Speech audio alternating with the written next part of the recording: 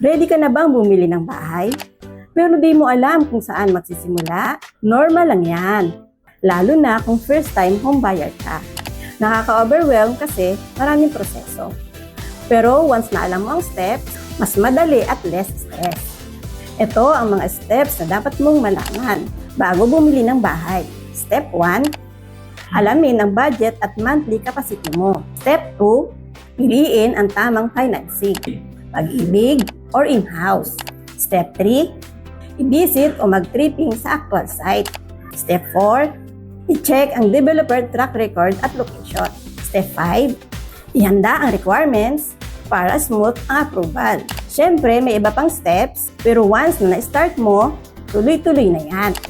Ang maganda, kapag kumpleto ka sa steps, mas mabilis kang makakapag-move-in sa dream home mo. Good news! Si Epic Homes, proven developer with thousands of happy families na naka-move-in na.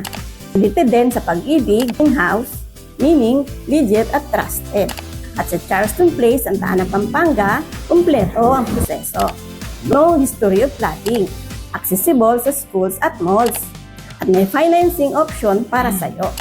Kaya guided ka sa lahat ng steps. Simula tripping hanggang move-in.